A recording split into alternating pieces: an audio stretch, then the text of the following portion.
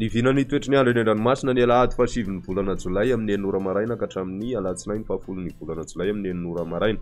Mbola manan-kery ny fampitandremana noho ny avy ny alin-drano any morontsiraka atsinanan'ny Madagasikara iray manontolo iny ka mila mitandrina arak'izany ny mpampiasa ranomasina anaraka ihany koa ny vaovao sy ny toromarika omen'ireo manam-pahefana itsatokony mba hisondrovantsika na hisorohantsika ny loza mety haterak'izay alin-drano izay. Raha ny toetrandro kosa amin'ny ankapobeny ho an'ny morontsiraka atsinanan'ny nosy tanjona Bobahomby hatrany amin'ny tanjona Angotsy anorana malefaka any amin'ny tapany atsimo zany hoe any avaratry Vohimara ary ho avy atsimo na atsimo atsinanana ny rivotra ka ho 20 ka hatramin'ny 730 km isan'ora hatratra 570 km isan'ora ny avaratry Sahambava. Anonja be ny ranomasina ny avy ny onja dia 2.5 metatra fahidina miandalana zany manomboka ny atoandro. Tanjona Angotsy hatrany Manoro anorana mahalana indraindray ary ho avy atsinanana na atsimo atsinanana ny rivotra ka ho 20 ka hatramin'ny 20 km isan'ora. Anonja be ny ranomasina ary ny avy ny onja dia ho 2 metatra fahidina 2.7 metatra zany any amin'ny faran'ny fehitoana.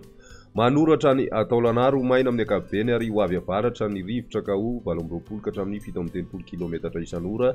Anonja be ny ranomasina ary ny avy ny onja dia 2.4 metatra fa ho 2.9 metatra zay amin'ny ankapobeny any amin'ny faran'ny fehitoana. Ho an'ny morontsiraky Taolagnaro hatrany tanjona Vohimena mety hisy tandrifin-drahona any amin'ny faran'ny fehitoana ary ho avy avaratra ny rivotra ka ho 20 km isan'ora. Iovaova kosa ny tolakandro ka ho 9 ka hatramin'ny 20 km isan'ora ary ho avy andrefana izany any amin'ny faran'ny fehitoana ka ho 20 km isan'ora. Anonja be ny ranomasina ary ny avy ny onja 2.5 ka hatramin'ny 2 metatra. Ho an'ny morontsiraka andrefan'ny Madagasikara kosa tanjona Vohimena hatrany amin'ny tanjona Ankaboa andrahona amin'ny tsitokotoko any amin'ny tapany atsimo fa ibalika kosa ny masoandro ny any ankafa ho avy avaratra andrefana ny rivotra ka ho 9 ka hatramin'ny 20 km isan'ora. Anonja be ny ranomasina ary ny avy ny onja 2.9 metatra fa ho 2.2 metatra zany any amin'ny faran'ny fehitoana. Ho an'ny tanjona Ankaboa hatrany amin'ny tanjona Vilanandro ibalika ny masoandro ary ho avy atsinanana ny rivotra amin'ny maraina ka ho 9 ka hatramin'ny 20 km isan'ora. Ho avy andrefana kosa ny tolakandro ka ho 9 ka hatramin'ny 20 km isan'ora ihany. Adino-mpanonja ny ranomasina ary ny avy ny onja dia 4.5 ka hatramin'ny 2 metatra.